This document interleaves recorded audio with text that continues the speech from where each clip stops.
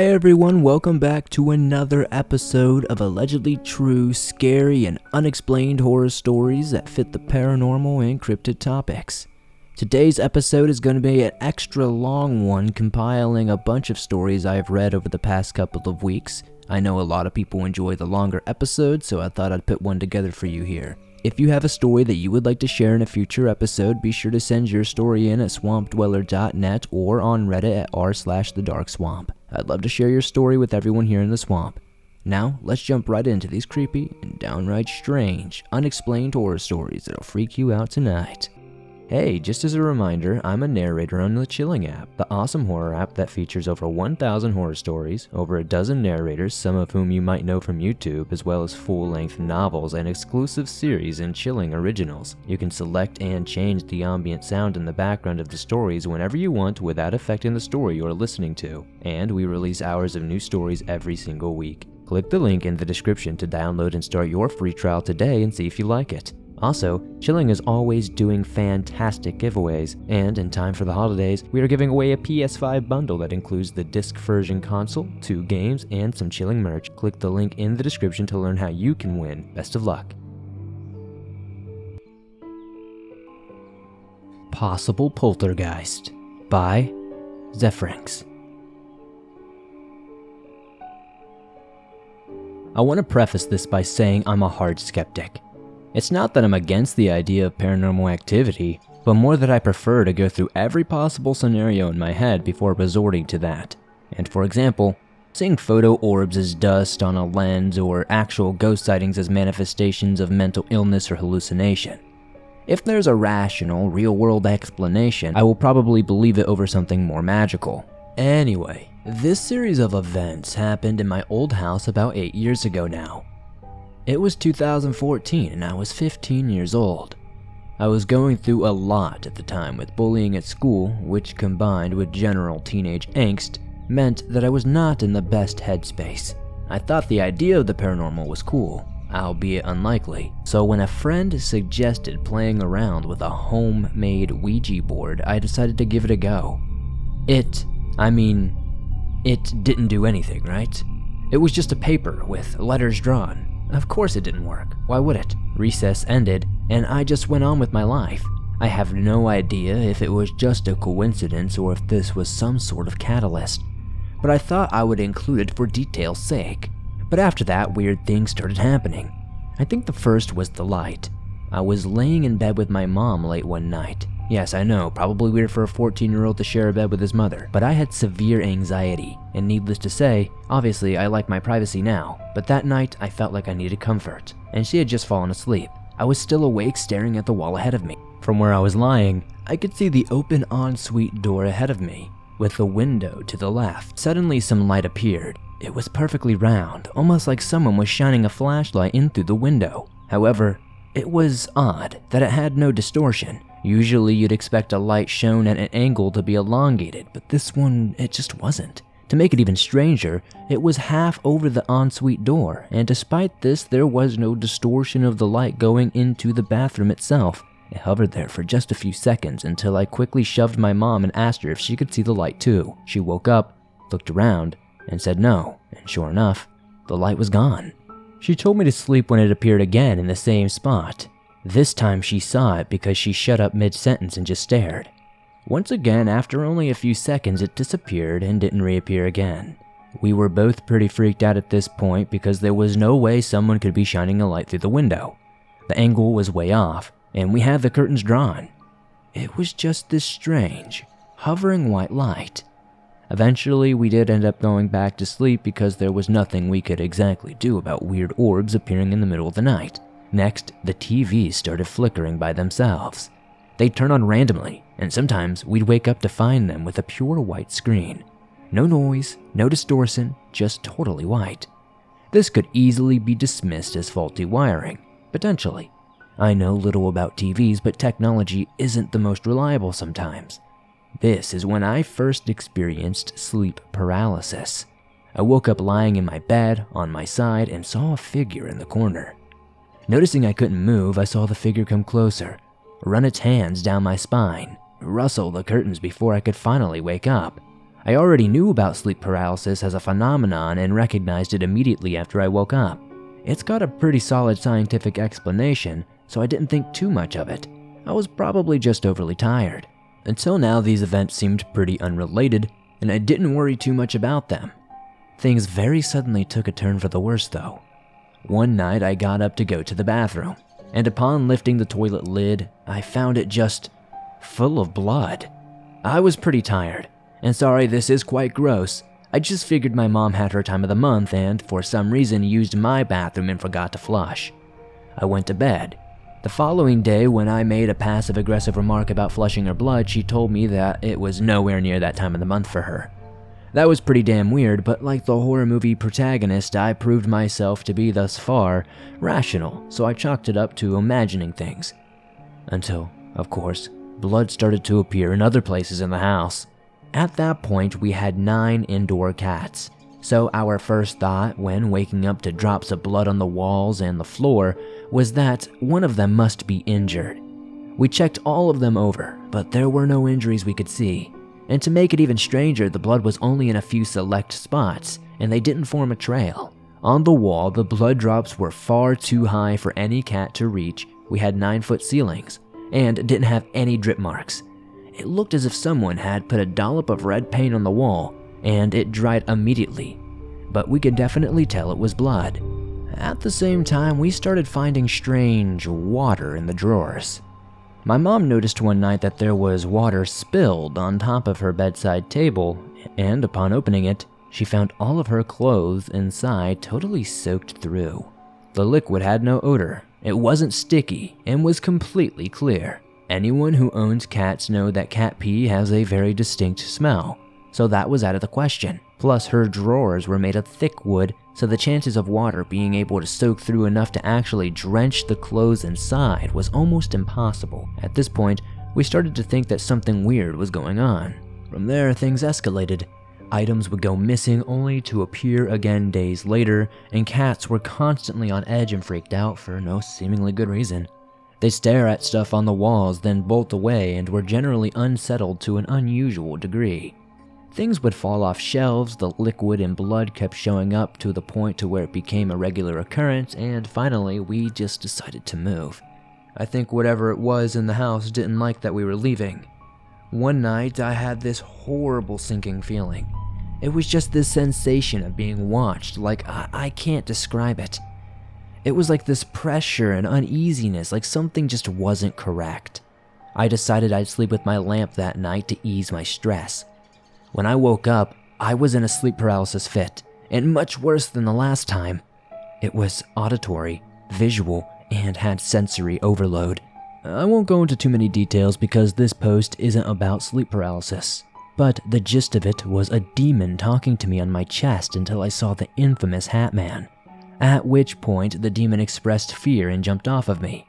The sleep paralysis then ended. Side note, I have had many others like this, but I had never ever heard of the Hat Man before in my entire life, and this was the first time I actually saw the Hat Man. I only recognized him months later when I saw someone's art depicting him as their own sleep paralysis demon, and I started doing my research. This shook me up pretty badly, I'm not gonna lie. But again, sleep paralysis is linked to REM sleep, and maybe I just jinxed myself into experiencing it through that uneasy feeling from earlier.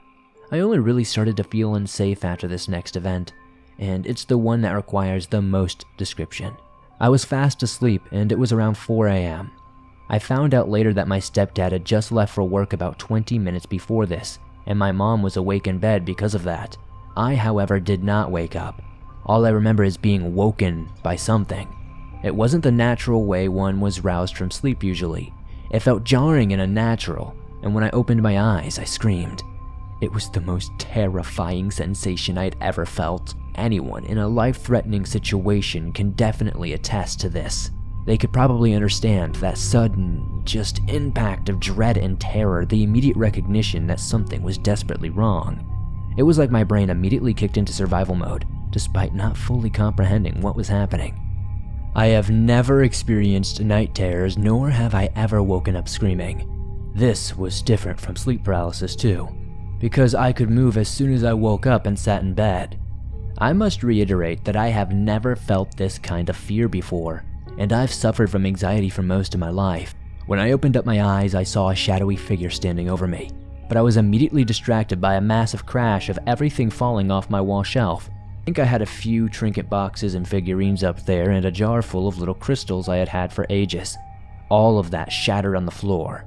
My mom immediately panicked into my room only to find me sitting in the bed with this mess on the floor. When she asked what was wrong, I couldn't even answer. I just said I thought someone was in my room, but I must have just heard the shelf items falling and reacted to that. My mom looked confused and said, no, she'd been awake and I had screamed before the crash. There was absolutely no way the collision had woken me up. We examined the shelf and started trying to piece together what had happened. Now, the shelf was only on some boards and wasn't nailed to the wall. This meant that if someone applied pressure to the front or the sides, it could tilt forward. Initially, we thought that maybe one of the cats had jumped up and stepped in the wrong spot, causing everything to slide off. However, we quickly did realize that this would have been impossible as the shelf had yet to be moved from its spot, and the position where everything fell from to a line where the things dropped and landed wouldn't have made any sense for them to have fallen forward. It's like somebody would have had to have picked it up and thrown it. That still didn't explain why I screamed before the crash or the dread I felt upon waking up and feeling like something was in the room with me. Thinking back on it, I realized that when I opened my eyes and screamed, I could remember in my daze seeing the items on my shelf be swiped by someone. We moved quickly after and haven't experienced anything like that ever since. The TVs that used to turn off by themselves and flicker on no longer do that. The cats have settled and have never been that crazy, and I haven't experienced any sleep paralysis since. Was this paranormal? Some angry spirit? A poltergeist? I have no idea.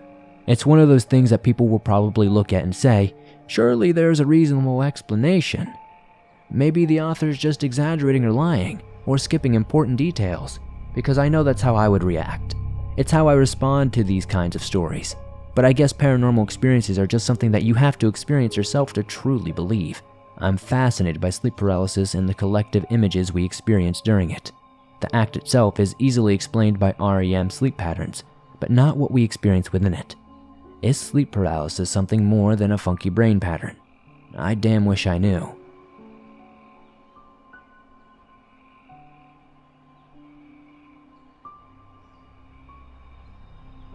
A Georgia Haunting by Eli. It all began when I was growing up in Georgia. My family had moved there when I was young, so my sister and I could be closer to our grandparents nearby. We lived with them for about a year as our new home was being built. We decided to make a peaceful gated community on a spare plot of land, and when it was all finished, it felt like the perfect home for us at the time. At least according to my mom and dad. Anyway, my mom worked the day shift at the local hospital, and my father was day trading at the time, so he was home pretty much all the time. He was very much into horror back then, and there was no limit to the things we would watch. Anything from Paranormal Activity to The Exorcist or those ghost hunting shows was fair game. One night he fell asleep watching one of these shows. I believe he later said it was called Paranormal State. The show followed this group of college-aged amateur ghost hunters traveling the country attempting to solve these ghost cases. In this episode, my dad fell asleep. They were reading passages from an ancient book they found in this house that they were investigating. Then, they started reading names in Old Latin. My dad said it was shortly after this part that a low, guttural, gravelly voice echoed in the bonus room that was our TV room, and shook him awake. The voice called his name, Phil, in such a tone that it seemed to shake the whole house. My dad then decided he had had enough for the night, and since it was late, he brushed it off as a bad dream and went downstairs to bed. He thought, maybe I just freaked myself out, we all do that sometimes. But it was no dream, and my family's nightmare had just begun. For almost 2 years from that night onward, we started noticing bizarre and terrifying occurrences, usually around just after midnight. My mom and dad repeatedly heard the same low voice calling my dad's name at night, each time getting louder and louder until it suddenly stopped, always around 3 a.m. each night. My mom would wake up in the middle of the night with the feeling of scratches on her legs, only to wake up the following day and find red marks on her. It was always in sets of 3s. We would also have your typical poltergeist activity. Pots being knocked over, doors closing by themselves, utensils flying out of the sink, etc. But the absolute worst of it was directed at me. I had always had a special connection to the spiritual world since I was just a baby, and I attribute that to almost suffocating when I was born and nearly being special needs for the rest of my life if I didn't wake up when I did. I saw many things while I lived in that house. Floating colored lights outside my window and a creature in my bathroom that resembled what I can only describe as a house brownie. But nothing compared to what I would experience from this absolute evil thing that entered my once peaceful home. Once I get into that, for context, you must first understand the layout of the upstairs portion of my house. From the front door, 2 sets of stairs are located to the right, leading upstairs. From the top of the stairs to the right was my dad's office where he worked, and across from that door was a long open hallway called a catwalk. There's a balcony on both sides with no walls so that you can overlook the living room from there. Once you walked down the catwalk, to the left wall was my room, and my sister and I's bathroom was directly across. Walking a little further was my sister's room on the right, and at the end of the hall right next to her door was the laundry room. And finally, the bonus room entrance was directly across from her door. We can get on with the story now that you understand the layout. For many nights, I experienced severely disturbing paranormal activity. My door would shake violently every single night. My lights would flicker. I'd hear scratching along the walls, and I'd listen to low, deep, heavy breathing outside the door each and every single night. It got so bad that my mom procured some St. John's charms to protect from our local church, preventing it from getting into my room. So I was relieved to have them. Unfortunately, that only made the activity outside of our rooms even more unsettling. We got so desperate to make it end, we called a medium to come and cleanse the house. She walked up to the bonus room and said that this was the source of the evil energy, almost as if it had a portal that had been torn there. I think that night my dad was watching that show. Whatever they read from that book opened up a portal in that room that night. She gave us some sage, and we smudged the house. Then, as though it never happened, the activity suddenly ceased. Finally, we thought that this was all over, but we couldn't be more wrong. A few months passed without a single thing happening. And then, on Halloween of all nights, it decided to show itself. My aunt, uncle, and cousin Mike were visiting for the weekend, and after a fun night of trick-or-treating, we kids decided to play blackout tag. For those unfamiliar with this game, everyone turns off all the lights in the house and each person is given a flashlight. Those who aren't hide, and the ones who search for them have their flashlight. My parents and my relatives were all on the back porch, so they didn't mind. My sister and I hid upstairs in my father's office as Mike looked around for us. He crawled up the stairs and found us rather quickly, and we couldn't stop giggling. When he opened the door, we screamed with excitement as he had finally found us and we were having such a good time. While talking to Mike, he shone his light across the catwalk to the laundry room. That's when we saw it. I can't even begin to explain how terrified I was. I was welling up with tears just writing about this. I have never been so scared before or since this experience. We saw something when that light hit the laundry room door. It was like black smoke billowed out from the bonus room. Following closely behind this smoke, we sat on the top of the stairs as we watched this tall, lightless figure float out from the room. It had no visible features, but it looked as though it wore a long, black cloak and had absurdly long limbs. The head had no visible components either, save for 2 long horns protruding menacingly from its, what I guess you could say, eyes. They were glowing red, like deep, dark embers. Naturally, scared out of our mind at what we were looking at, we tripped over each other as we scrambled down the stairs to get to our parents.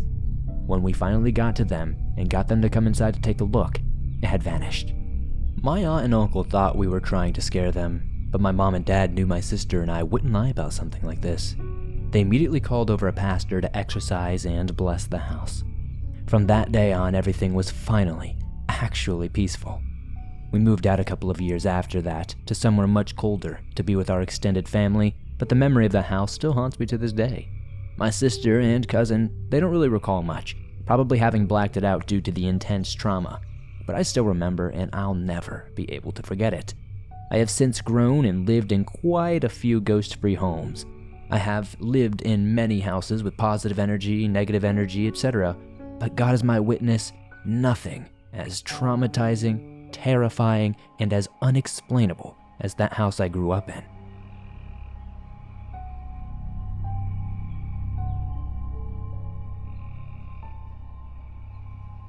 My Idiot Roommate Didn't Pay the Power Bill by Mike Recker. I came home from work on a Friday night to start my normal NBA season ritual. Drink a 12-pack of beer, watch the game, and crawl into a bed, a fat, happy drunk. All that came to a grinding halt when I came home to find our power had gone out. All of our neighbors still have power, so my roommate obviously hadn't paid our power bill. I called my roommate, who had left that morning to go on vacation with his family, and told him he needed to get this fixed ASAP. I had no plans on spending my weekend in a dark apartment with no NBA. Might as well go camping at that point, and I hate camping. An hour after I called home, my roommate called me back saying the bill had been paid and we would get power back in probably a few hours. At that point, I decided I would go to a friend's place and watch the game with them. By the time I got back home around midnight, the power should be back on. Fast forward, and I'm leaving my friend's house. My phone had died an hour or so ago, so my friend called a taxi for me. I got dropped off and the taxi drove away. I looked up at the apartment building and saw all the apartments were lit up with electric lights. Some burned a bright yellow and some a moody blue from the TVs. My apartment was the lone black window. There was still a chance I had power. I just didn't leave any lights on when I left for work that morning. I opened the apartment door and looked into the pitch blackness of the apartment before me.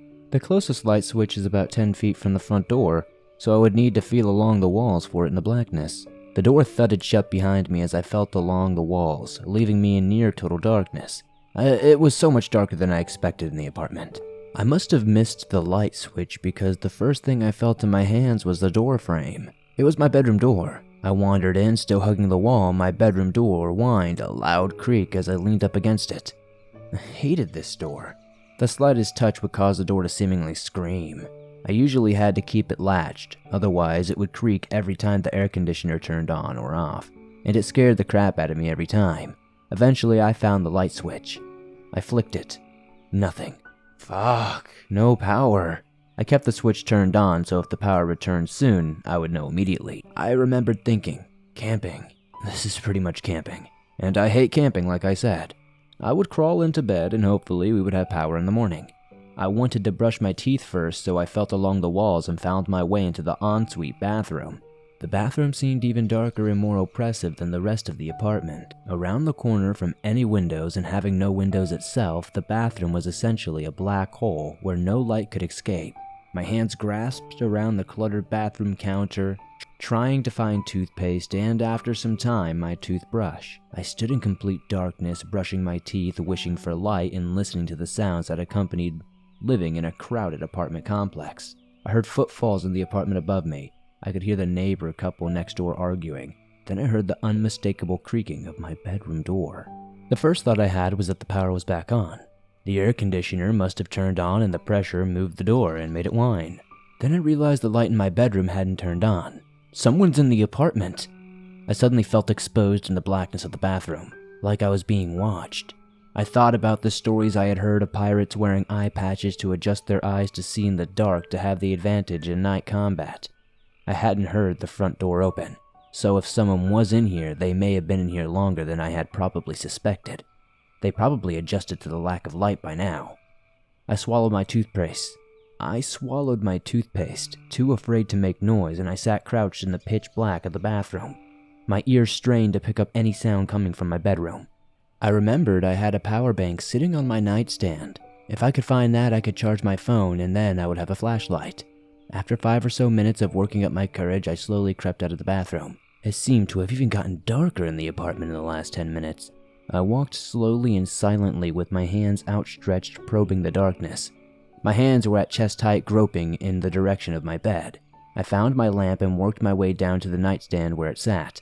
I opened up the drawer and started feeling for the brick-like power bank. Every sound I made, every accidental click of my fingernails hitting the wood of the nightstand felt like I was making myself known to a predator. I felt like I was being hunted. I felt like a sitting duck. I found the power bank and the necessary cords and stood up. I didn't want to wait in my bedroom while it charged. I felt too exposed. So I planned to bring the brick and my phone into the bathroom and try to wait in there. I stuffed the electronics in my pockets and started the process again of groping around in the blackness for the bathroom door frame, when my hands brushed up against something unfamiliar. Did I get lost in my own bedroom? I reached out with both hands. My left hand felt the right side of the door frame. I reached out my right hand to the wall to confirm, and it felt unfamiliar. My fingers tangled in a mess of fine, stringy material. I grabbed it and realized I was grabbing a full head of hair. Someone was standing right in front of me. I didn't even think to scream. I bodied my way past the intruder into the bathroom, slammed the door shut, and locked it behind me. I stood in the blackness. What the fuck? The head felt like it was the same height as the light switches, either a small person standing or a big person crouching. Either way, it had probably sat there watching me in silence as I fumbled around on the nightstand. My heart was pounding out of my chest and I felt like I was going to vomit. I sat in silence, pressed up against the door, listening to the other side. I could hear the neighbors still, but I couldn't hear anything in my bedroom. There was a knock at the door. It was a polite knock, as if to see if the bathroom was occupied. Then it started getting louder, heavier, and more rapid. I thought whoever was on the other side would soon just punch straight through the cheap door. Then it was silence. I hated how long it took iPhones to recharge. I need light now. I remembered I kept a candle and matches on top of my toilet, so I felt my way over to the side of the bathroom and found them. I brought them back to where I could sit, keeping my back pressed against the door. I sat for a while, listening and thinking. I kept thinking about the pirates, and I didn't want to lose the progress my eyes had made adjusting to the blackness. Then I heard dripping from the other side of the bathroom. Drip, drip, drip. How had that started dripping? It sounded like it was coming from my bathtub. I was completely overcome with dread. Was something in here with me? How long had they been in here with me? Were they here when I was brushing my teeth? I felt like I was going to be sick. I had to use the candle. I lit the match and caught the wick of the candle. Drip, drip, drip. A dim yellow flame cast light a few feet in all directions, but my bathroom was long. I still couldn't make out the far end near the toilet and bathtub. I slid the candle along the floor to the middle of the bathroom. In the dim golden light, I could see 2 dirty feet sticking out from behind the shower curtain. I raised my eyes and saw a face also poking from behind the shower curtain. It was dark and I couldn't make out any features except the dark eyes reflecting the light of the candle and its huge smile. I don't think it was human. I was flooded with a primal fear. I and the thing stared at each other. I felt like a chipmunk staring down a lion, each daring one another to make the first move. I stood up very slowly, never taking my eyes off the disgusting face that watched me from my own shower. I heard a voice from the other side of the door whisper, "What you gonna do?" Drip, drip, drip. I noticed for the first time it wasn't the bathtub dripping but saliva from the mouth of the horrid creature in front of me. "What you gonna do?" The voice from behind the door asked a little louder. I saw a hand appear from behind the shower curtain. The fingers were each 5 inches long, seemingly sharp at the ends and black with decay. It started slowly pulling back the shower curtain. "What you gonna do? What you gonna do? What you gonna do?" The voice outside the door was screaming now. The monster behind my shower curtain slowly moved one long decaying leg towards me. I felt a vibration in my pocket letting me know my phone was charged. Without breaking eye contact with the monster, I reached into my pocket, turned the flashlight on and pointed it at the thing. It opened its mouth wide, revealing rows of sharpened teeth, and screamed with what sounded like dozens of men's, women's, and children's voices. I broke for it. I ran out of the bathroom, my phone's light illuminating the room enough to see that there wasn't just one person whose hair I had touched, but several people, and they were all smiling. I ran out of the bedroom, feeling hands reaching out from the darkness all around me. I flung myself into the doorway, feeling them tug at my shirt. I ran down the stairs and into the parking lot. I'm sitting in my car now. About 10 minutes ago, I saw my bedroom light turn on. Our power was back. I think I'm still going to wait until morning before I go back in there.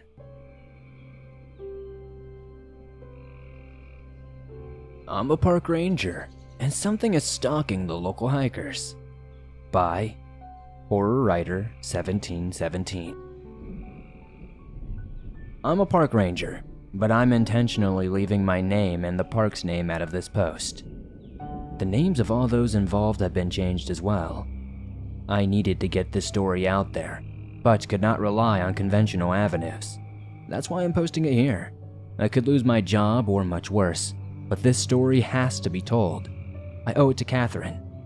I arrived at the ranger station like any other day. I was given my section of the park to patrol. Unfortunately, the park is massive, and my section usually includes half of it, so there isn't much chance for strolls on the trails. I hopped in my work vehicle, a 10-year-old 4x4, and headed down to see if anyone needed assistance. It didn't take long to find someone. At the first campground, a man couldn't get his camper started. A quick jump got him rolling along. Next was a couple needing directions, then an overturned canoe. I had only made it a few miles through the park at this point. I would have to move if I hoped to make an entire route today. I grabbed a few quick bites of lunch and put some miles on without anyone needing help when the call came over the radio. A hiker had found something, and I needed to go check it out. A half hour later, I talked to a middle-aged woman who had made a concerning discovery. She found a hat and a note on the trail. I read the letter. I'm writing this note and leaving it behind because I'm not sure what's happening. The 5 of us friends have been planning this trip forever, even since long before our graduation. But it's always seemed like something came up the last minute and one or more of us could not go. I was almost convinced that some outside force had been working against us for a while. We were cursed to not go camping together until we were too old to enjoy it. I could picture Devin now.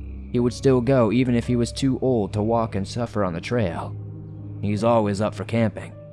I think the guy carries a loaded backpack in his car with himself everywhere he goes. Adrian got here right behind us, followed soon by Dean. Of course, Terry was last to show. We started up the trail in great spirits. 3 miles in, the sun was just starting to heat up. We were making good times toward the rustic campground when Devin decided to take a detour. He said he had heard about an old trail that no one used anymore and wanted to check it out. I said we should keep going the way we were, but I was outvoted. I honestly don't think Terry's vote should have counted since he was stoned, and Devin just bullied him into saying yes. We came to a spot with a large stone off the trail's side. Devin said it was the trailhead, but I didn't see any path. He led us through some heavy brush, but on the other side it cleared out. We could see the faint impression of an overgrown trail. I went last and left my hat on the stone just in case we got lost and if we need to be rescued. I think that's precisely where we're headed, straight toward being lost. I'll leave this note under my hat and hope that someone finds us. I asked the woman to show me where she had found it, and she showed me. 3 miles later, I was staring at the rock I had hoped I would never see again. I radioed my location to the station and told them if they didn't hear from me in a couple of hours to send a search party to the old abandoned trail. I wish I had brought my supplies with me. My backpack and sidearm were 3 miles away, and I didn't know how long these kids had been on this trail. I knew that any wasted time could mean the difference between life and death, not only for myself but for those kids. At least I had my knife, my flashlight, and binoculars. So I thanked the woman, placed the red hat back on the stone just in case, and headed into the heavy bush. Once through the initial overgrowth, the trail became more visible. Old memories flashed through my head, ones I'd never wanted to think about again. I took a deep breath and headed down the path. It was overgrown for the first mile and opened into a field. I could see people had walked before me because the weeds were partially trampled. As I walked through, a deer jumped ahead of me, startling me. Until that moment, I didn't realize how jumpy I was. I tried to settle down and tell myself that these kids were just lost and I could catch up to them and get them out. I was telling myself that, but that didn't make the memories go away. I entered a clearing with a fallen log and another note with a rock was sitting on it. I think I'm being silly. This trail isn't so bad. Maybe I was wrong. Devin seems to know where he's going. Just can't shake this feeling that we're being watched, you know? Sometimes I'll look around and I swear I see a face disappear behind a tree. Am I being paranoid? Maybe if the birds started singing again, that would lighten my mood. But I haven't heard any of the birds or any other animal for a while. I wonder why they're being so quiet. Are they afraid of us? On another note, Terry seems to be brooding more than usual. Maybe he forgot to bring enough of his stash to last the trip. Devin in his glory since everyone has to rely on him for directions. Adrienne and Dean seem to be along for the ride.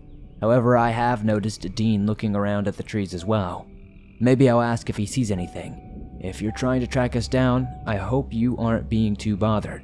I just have this feeling things are gonna go wrong. I folded the note and stuck it in my pocket, then prayed she was wrong about being followed. I pushed on, beginning to miss my backpack with the supplies, especially the water bottles. The trees provided shade, so the sunlight wasn't shining directly on me, but hiking is always thirsty work. The birds chirping in the trees made me almost forget about the desperate mission I was on to save these 5 kids. My mind wandered back to the kid I couldn't help. It had been shortly after I started as a park ranger. An 11-year-old boy had gotten lost on this very trail. His parents searched for him before calling us to look. I remembered hoping to be the one to find him as we formed search parties and searched on, in, and around every inch of the trail. In the end, I got my wish. I found him, but I wish I hadn't. I pushed the memory to the back of my mind and focused on the trail. It was starting to fade. The trampling of feet wasn't making enough of a difference, and I was beginning to lose my way. Out here, that can be deadly. I kept moving forward and finally regained the trail just in time to reach the fork. I looked back and forth from one choice to the other and couldn't really see a difference between the two. I searched for any broken twigs or plants that would give me a hint, but there didn't seem to be any. Just when I was about to give up and flip a coin, I saw a piece of paper in the weeds, barely visible. I dug it out and read it. It seems like we have a dilemma, a fork in the road as it were. You would think I would be happy to see the doubt in Devin's eyes as he looked from one choice to the other, but you'd be wrong. It made my confidence plummet. It made me think that we were never going to get out of here. Everyone's running out of water. Devin yelled at us for not conserving, but I saw him drink the last of his. He ranted and raved at us for a while, but we all knew he was just mad because he didn't know what to do. In the end, he flipped a coin. We all did our best not to laugh. Adrienne is reaching the end of her rope with Devin and his attitude. Dean has been playing peacemaker, trying to keep them all from going at it too much. Terry has been way too quiet. I haven't seen him light up once. Something's up with him. But he says it's nothing every time I ask. The birds still aren't singing, and it's bothering me to the core. This strange feeling I have hasn't gone away. I asked Dean if he had seen anything weird, but he won't talk about it. We've been on this trail for some time. I'm hoping to come to an end soon. In case the note got moved or blown around, we took the left trail. I was panicked by the end of reading that note, and was so relieved when she mentioned which path to take. I radioed in and reported that I was on the course of the missing hikers. I told them I was at the fork and that I took the left side. I was told that there was no search party going on yet, that I was the only one looking for these kids. It was the complete opposite of years ago looking for that kid. Everyone was searching. I know we combed every inch of that wilderness, but that's the thing about the woods. You can search every nook and cranny visible, but something can still stay hidden. The sun was going down and I still had no idea how close I was to catching up to these kids. I could stumble across them in the next clearing, or they could be hours ahead of me.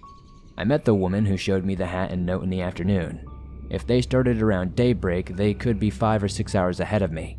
If the leader is driven to continue, it's hard to say how far they might be.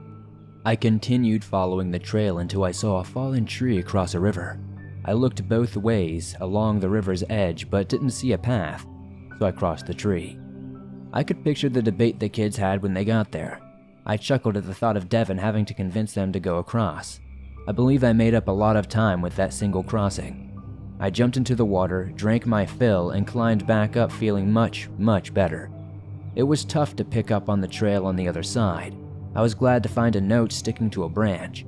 Oh my gosh, Devin just about came unglued when we got to the tree over the river. He hopped up right away and started to cross, but the rest of us weren't so sure that the trail led that way. We asked him how he would obviously know this, but he said he planned this fallen tree as a part of it. He sputtered, stomped, and told us that we would be lost without him. Dean had finally had enough and told him we were lost because of him. I thought Devin would swing at him until Terry came to his side and told Devin to shut up. The rest of us all came together and told Devin he could keep leading us as long as he stopped acting like a freaking petty tyrant. He didn't take that too well, though. In the end, he told us we could all go to hell. He sat on the log and refused to move. Eventually, we took a break, refilled our water bottles in the river, and Dean said we should keep going and led us across the tree. Devin followed along, acting like a whipped puppy. Dean and I talked about the disappearing face we had seen a while back, but neither of us had seen it again. At least the birds were back singing. I chuckled, figuring that Devin would be a big baby over the whole thing, but after the chuckle came concern. Deposed leaders are usually dangerous. I wondered how much offense Devin had taken and how long it would take before he started getting some sort of payback in some small or large way. Darkness was coming on fast in the woods. I had to make a decision, camp for the night or keep going. If I camped, I could defend against the predators that lurked in the darkness. But if I kept moving, there was a good chance I could stumble across the group before daybreak. It wasn't much of a decision. These kids that I don't even know, that I had plunged headfirst into the woods without even my backpack of supplies. Of course, I was going to try and catch up with them. If I had done that years back, would that kid still be alive? Such thoughts nagged at me. Most days I kept them at bay, but here in this same forest, close to where I found him, I needed to focus. If I'm going to get after them, and I'm going to keep up, I need to get going. I stepped off the trail to take a pee and heard a metallic snap simultaneously, and I felt intense pain shoot at my leg. I looked down and I had stepped into a bear trap. I screamed, I fell to the ground and rocked back and forth in agony. After a few minutes, I refocused on getting the trap off of my leg. I found a branch and pried the weapon open, screaming the entire time. I pulled the surprise off my leg and threw it to the side. I didn't want to take my boot off, but I had to see the damage. It took every ounce of effort I could to muster enough to unlace that boot and pull it off. My leg was purple. I felt along the wound very gently, but there didn't seem to be any break. That didn't mean I wouldn't be limping for the next month, though. But it did mean I would buy this brand of boots for the rest of my life. Putting the boot back on took much more effort and screaming, but I knew I needed to keep going. I laced up the boot and found a sturdy branch to use as a crutch. I struggled to my feet and took my first few ginger steps. Once I got into the rhythm, it got more straightforward, but I couldn't walk as fast as I had been. Of course, when I was weakest, I heard footsteps in the trees close to me. I knew it had to be a predator, because it could probably sense how I was vulnerable and probably heard my screams of agony earlier. I leaned against a tree and held my crutch ready as a weapon. The footsteps came closer. They paused as if they knew I was ready, then slowly continued stalking me. They were deliberate but slow, each step seemed measured as if it were waiting for the right moment to strike. I heard it right next to the tree I was hiding behind. I whipped around as best as I could and raised the crutch to strike. A deer was staring at me for a heartbeat and then turned and ran through the forest. I collapsed against the tree and slid down to the ground, allowing the adrenaline to bleed off. I don't remember falling asleep. I woke to sandpaper scratching the side of my face. I opened and a bear was beside me, licking my cheek. I freaked out, screamed, and rolled away from it. The bear wasn't ready for that reaction. It startled and ran away. I slowly but rapidly contained my breathing and looked around. It was dark. Thin shafts of moonlight beaming through the trees provided a little bit of light. I checked my watch and it was nearly 4 a.m. I rose slowly and gingerly on my injured ankle, took the small flashlight out of my pocket, and prayed it still worked. My prayers were answered when the beam shone brightly through the woods. I panned around trying to get my bearings. After a moment, I found the trail and started hobbling toward it. The nightly noises were a comfort. At least if the crickets were chirping and the rest of the forest was singing its nightly tune, predators likely weren't around. I stumbled and fell, hitting my injured ankle against a rock. The pain overwhelmed me and I screamed. After a few minutes of recovery, I got up and continued at a slower pace, paying more attention to the ground. I chided myself for falling asleep and losing so much time. At least the trail was easy to follow. I continued through the night, hoping I wasn't too late. I started thinking about the boy I had failed to rescue and what would happen if I failed to save these kids too. I'm sure the Rangers Department would say I did my best. I wasn't worried about them, it was me who I cared about. Would I be able to forgive myself for letting something happen again? My thoughts were interrupted when I stumbled into a clearing. Not just any clearing, there were remnants of a fire. There were impressions from tent pegs being pulled out of the ground. All around were the signs of a recent campsite, including a tent still set up entirely. I got so excited I nearly fell over my crutch. Looking around for signs of anything, the tent was a mixed blessing. It was very ominous that it was still here while the others were gone, but I could find some supplies to take along for my search. The most important was food. I shoved some protein bars in my pocket while devouring some beef jerky. I also grabbed 2 water bottles from the pack. I stumbled across a note sitting under a rock beside the smoldering fire. Before I sat, I held my hand out to the fire. It was still warm, but the embers were nearly dead. It had been hours since this fire was first lit. I would have thought that I could catch up with them if I hadn't taken such an unintentional nap. There was nothing I could do but sit by the dying fire and read the note, hoping there was good news. We found this clearing and decided to camp. Everyone was tired from walking and the mood was somber because no one seemed to know where we were. We had been hiking in the forest before, but none of us had ever seen or heard of this trail. We set up our tents, started a fire, and then ate and sat around. No one felt like talking, so I tried to get the ball rolling by asking Terry why he was late. He hesitated, but at my prompting eventually told us that he had hit an animal with his car on the way here. I asked if it was a deer and he said no, it was much too big to be a deer. He said it was walking upright on 2 legs and was massive, like 8 feet tall massive, covered in brown hair. He swerved to miss it, but the strangest thing was it seemed to try to jump out in front of him, like it wanted him to stop. We all listened with rapt attention. Just then, off in the distance, we heard a scream. We all froze. Devin started spouting off and yelling at Terry for trying to scare us, storming off. Dean tried to stop him, but he pushed him away and disappeared into the woods. The rest of us talked, trying to decide if we should look for him, but in the end we figured we would just let him go and cool off. We heard a rustling off in the distance and a muffled cry a short while later. We huddled a little closer together and went on high alert. Our eyes darted back and forth as we searched the impenetrable wall of trees surrounding us, looking for any signs of a predator. Right then, the strangest thing happened. All the nightly noises stopped. The crickets, the squirrels, the owls, and every sound you usually hear in the forest at night ceased. It was unnerving. For a moment, I wondered if I hadn't gone deaf. Our eyes darted all around in the darkness. We all huddled closer to the fire. Dean pulled out his hunting knife. None of us said a word. It was like if we spoke, something terrible would happen. Somehow, whatever caused the noises to stop would find us if we spoke. Someone did say, though just not who we expected, "Why are you here?" Came a deep, raspy voice that seemed to echo from everywhere. We all looked around and finally, a man, at least what I would like to call a man, stepped into the light. It was oversized, well over 6 feet tall, broad shoulders, and probably older than any of us combined. It was also wearing what looked like a park ranger's uniform. It looked old and shabby, like he had been wearing it for a long time. There were no name tags or park patches. At that point, we didn't care. We had been rescued. We clamored around him, saying how glad we were that they had found us. We told him about what was going on in the trail, and we weren't sure where we even were. The man listened, slowly saying, "You shouldn't be here." We all looked at each other, freaked out. I'm sure the others thought the same as me. No shit, we shouldn't be here. We just told you that. He looked at us from one to another, as if he were sizing us up. I was starting to get a little uncomfortable with this silence. I thought he would offer to guide us back, but he didn't. He kept staring. I think everyone else was getting a little edgy when Dean asked if he could point us in the right direction.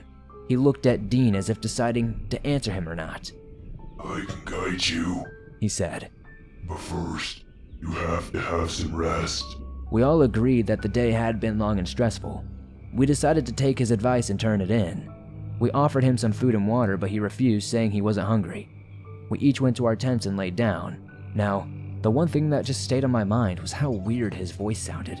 It sounded almost demonic, almost like something trying to pretend to be human. Before I settled in and finished this note, I popped my head back out of my tent to check on our guide. He was sitting by the fire, staring into the orange coals. I thought I heard him mumbling or maybe humming something softly. I quietly zipped up my tent and went to sleep. Sometime later, someone banged on my tent. I awoke and unzipped it to find the ranger with a strange look in his eyes. "We need to go." "Why?" I said, rubbing the sleep out of my eyes. "It's not safe here," he said with an edge of panic. I popped back into my tent to change, then came out and met with everyone. They were all in states of semi-consciousness as well. Everyone but the ranger seemed to be confused. Pack up. We need to leave. He said a little more forcefully.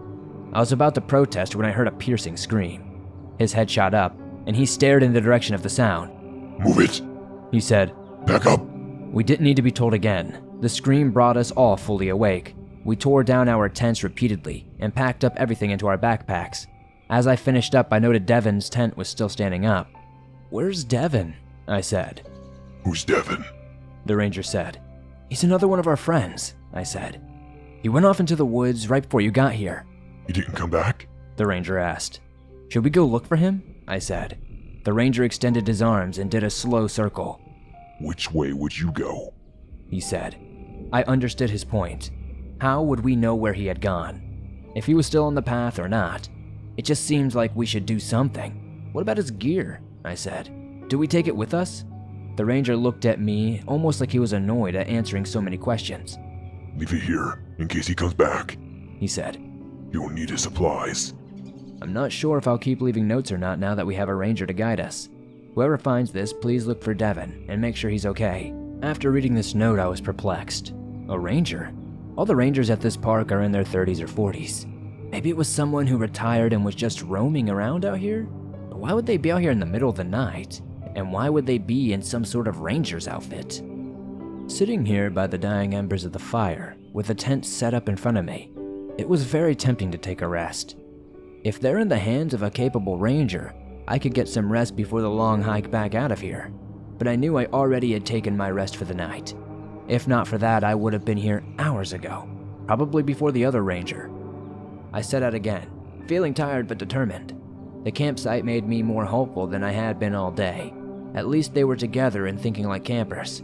If only I knew who this ranger was.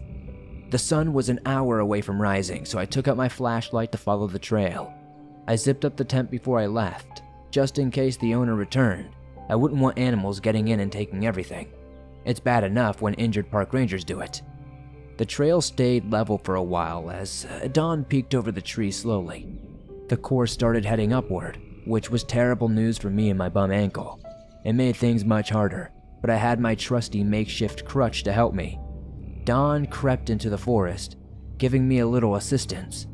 At least I wouldn't have to waste a hand on holding a flashlight. As the climb grew steeper, the trail grew more narrow.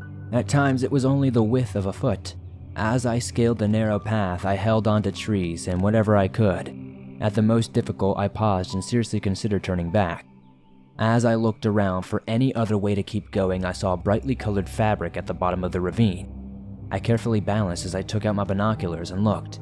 It was a backpack, and attached to it was the body of a girl in her early 20s.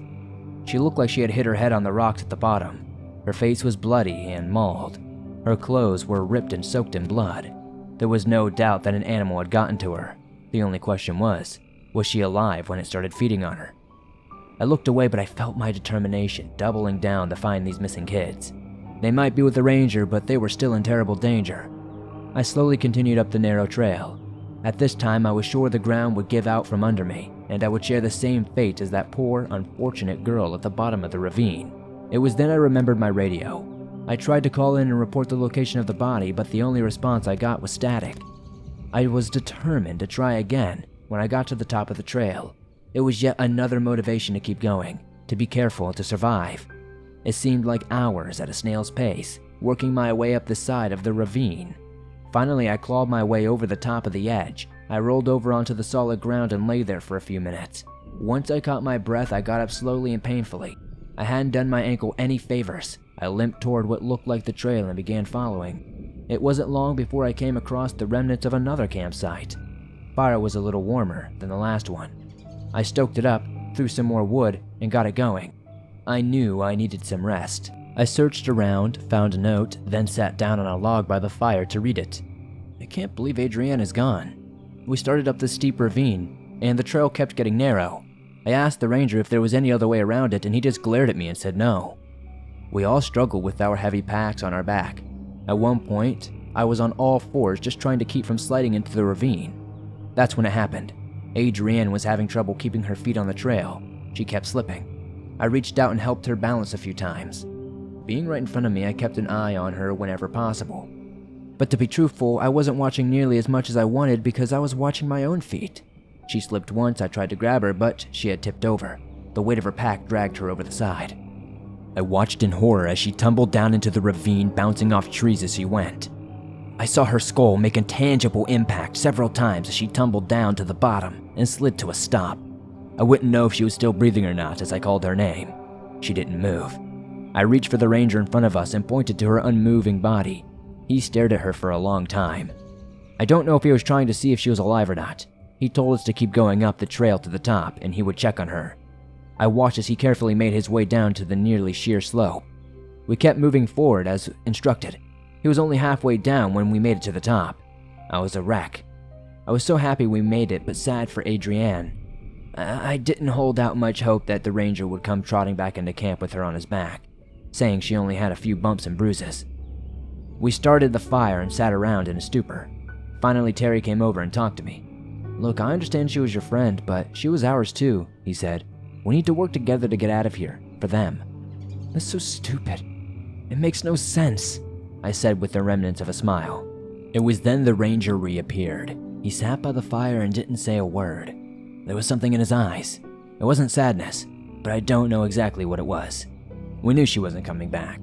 We rested for some time, then started on the trail again. If you're following us, I hope you're being careful. Stay safe. Wow, this girl is something else. She wants me to be safe with all she's gone through. I hope I find her. I think she'd make a great park ranger personally. My guilty conscience jumped up on my back and yelled at me. How can you sit around and rest when that girl just lost her friend and needs your help?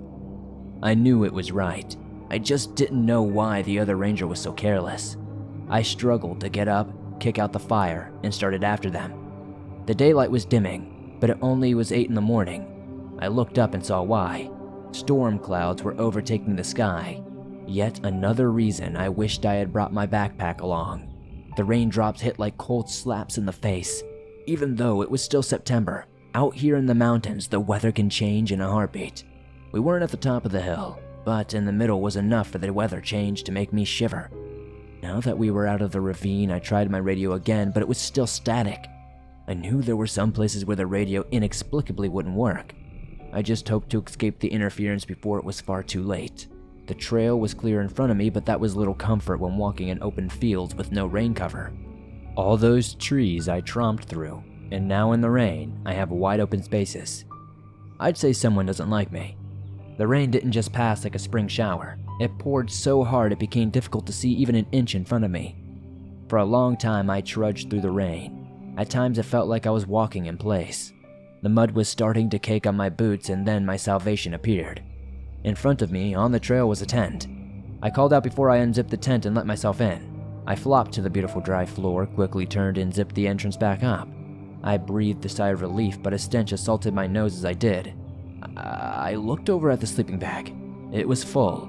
"I'm sorry to barge in like this, but I need to get out of the rain," I said. No response. I nudged the person in the bag. It tipped over to the side and rocked right back. That's when I noticed the splotches of red that had soaked through the bag. I didn't want to see, but I pulled the top of the sleeping bag away from the person's face. The bad part was that they no longer had a face. It had been ripped away, and the neck had been gouged out. There were large wounds on the body as well. I tried to feel for a pulse, but my fingers went straight into the neck muscles. I figured there was no pulse to feel. I wiped my fingers on the sleeping bag and pondered why this person was covered. I know the animal who did this didn't gently cover up the person with the sleeping bag when it was done. I found my answer lying above the head on the person. It was a note. "I can't believe Terry's dead. I wish I'd never come on this trip. I wish I'd never let Devin bully us into turning down this damn trail. Where the hell is Devin anyway?" When he stormed off on his little pity party, did he run across whatever creature has been stalking us? Is he sitting back in his tent now, enjoying himself? I don't know. We enjoyed not climbing up the face of a ravine, but we were exhausted. I mentioned stopping and camping for a little bit to the ranger. He looked at us and even sniffed the air. That seemed like a weird thing to do. But after that, he agreed to let us set up camp. He even told us to do it quickly as we could. We gathered wood for a fire, and then he told us not to bother because the rain was coming. I guess that explains the air sniffing thing. Our tents had been up for maybe 15 minutes since it started raining. It quickly turned into a downpour. We all offered the ranger to sit in our tents with us.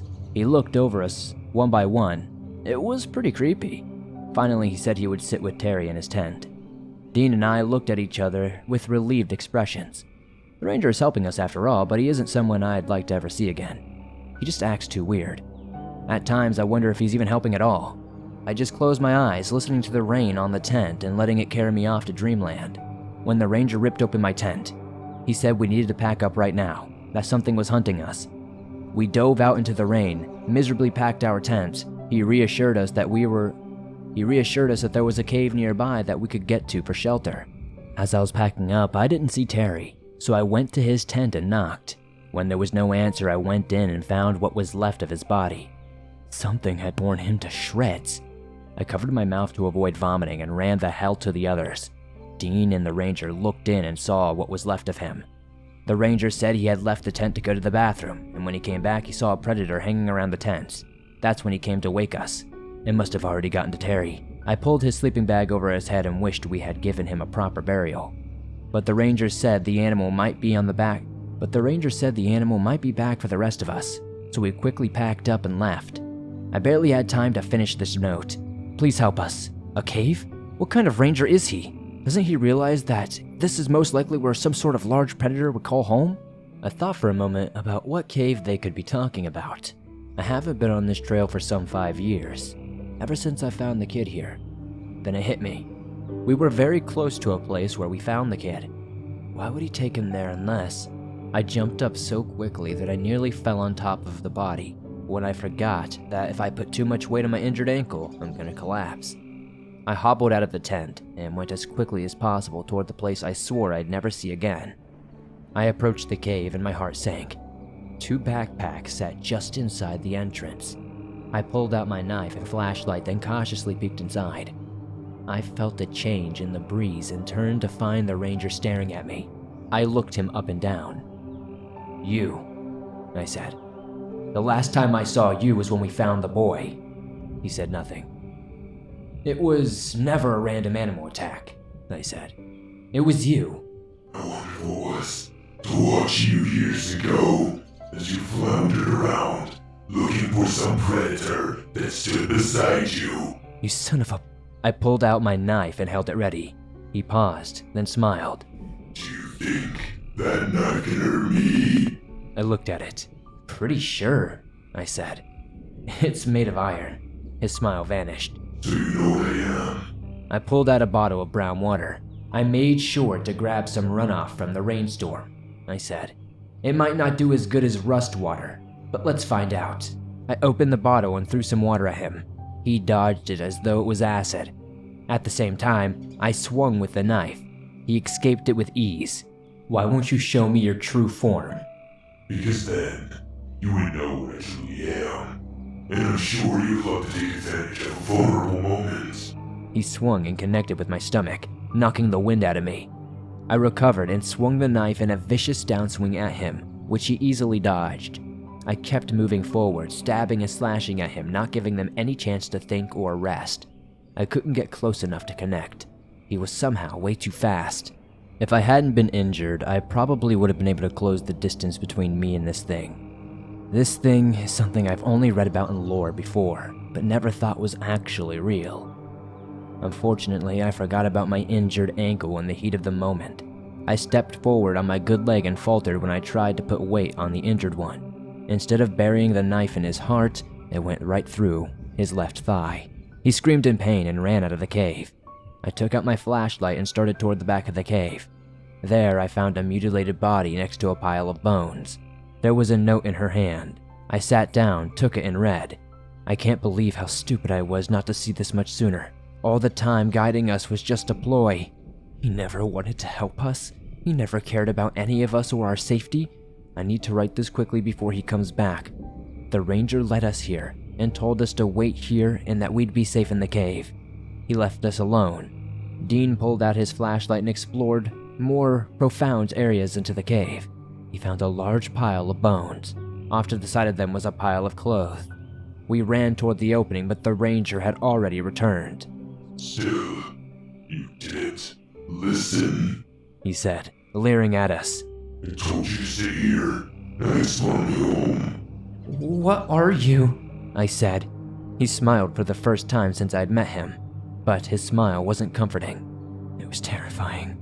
I watched in horror as he changed into a giant cat-like creature. It didn't look quite like a panther or a mountain lion. He lunged at us with incredible speed. He grabbed my leg and tore a large gash into it. I fell into the floor screaming.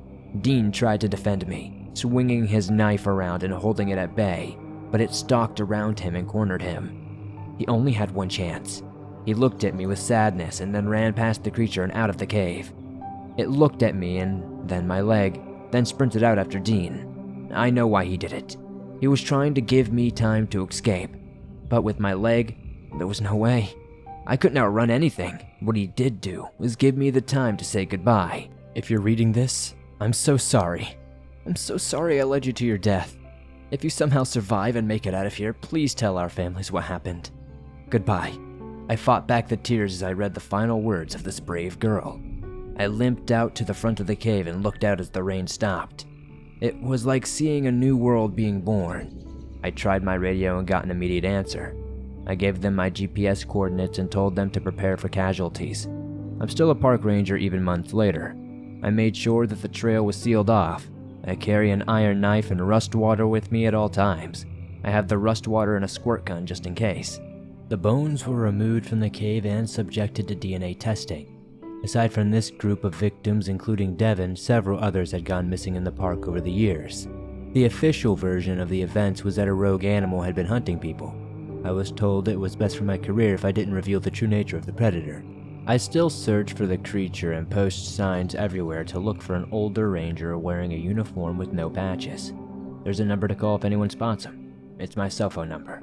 Occasionally, I hear reports of a large cat limping on its hind leg.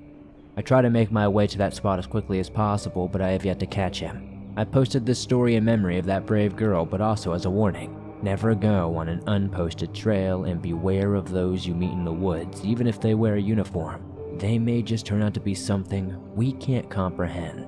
A creature, hidden and lost from history.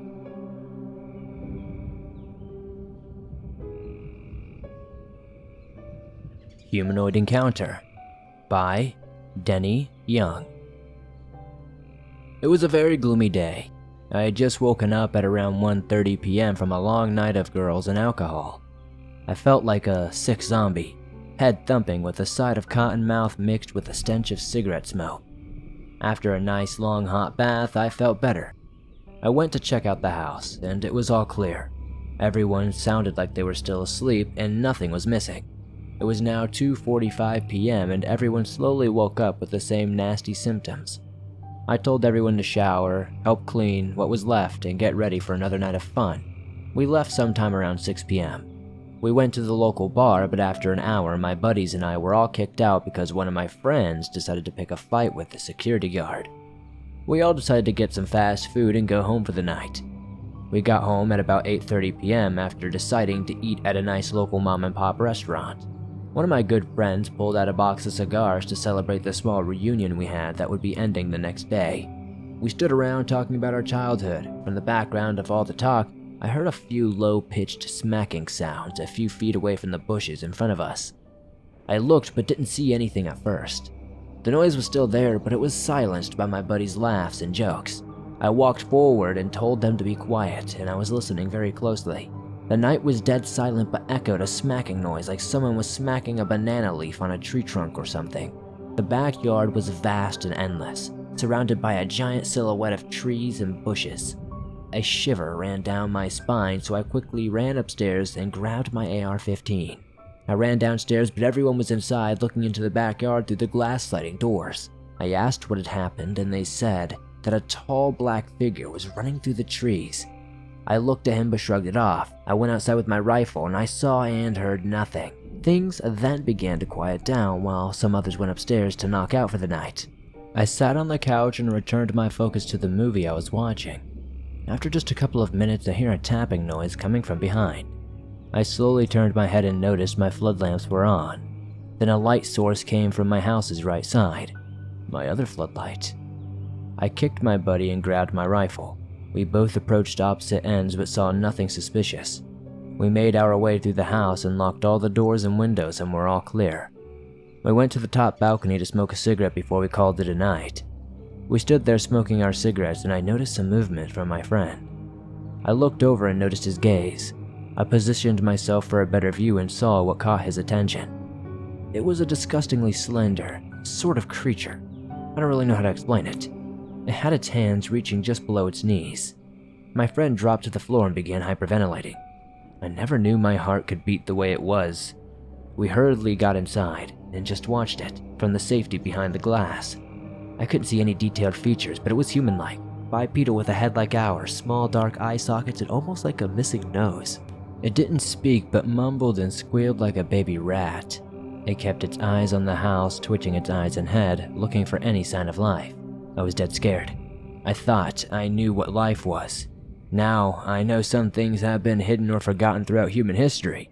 I started to think about aliens, skinwalkers, and any other possibilities I had ever heard of. My focus went back on track when I noticed the thing put one leg down on the floor, and then the other. It stood shorter than a tree, but easily surpassed 6 feet tall. It looked like it took 3 long strides toward us and yelled a terrible sound that sounded like a train and a male bull mixed. It was running toward us. I screamed in terror and put my sights on the target. I pulled the trigger and hit it multiple times. With every flash of my muzzle, I could see the creature getting closer and closer to us. I could see the rounds hit its skin and dust fly off into the night air. It was almost like this thing was bulletproof or something. I kept pulling the trigger until my bolt locked back. I dropped my magazine and was appalled that I didn't have another to replace it with. I was terrified. My bullets weren't seemingly hurting this thing, and it seemed like it had some sort of armor-piercing screech to it because it started screaming this high-pitched noise. I had to cringe my teeth and hold my ears. I felt like I was about to pass out until it stopped. When I opened my eyes, this thing was mysteriously gone. I could see the bushes and tree limbs being pushed around, along with snapping of twigs and old dried leaves as something ran deeper and deeper into the woods. Everyone was up and didn't believe our encounter. I have moved across the country long since, and I still remember the noises to this day.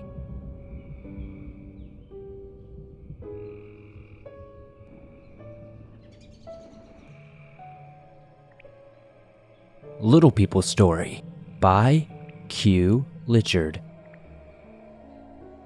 Some years back, I decided to hunt geese in early May of 2008. The weather was great, and the birds were flying.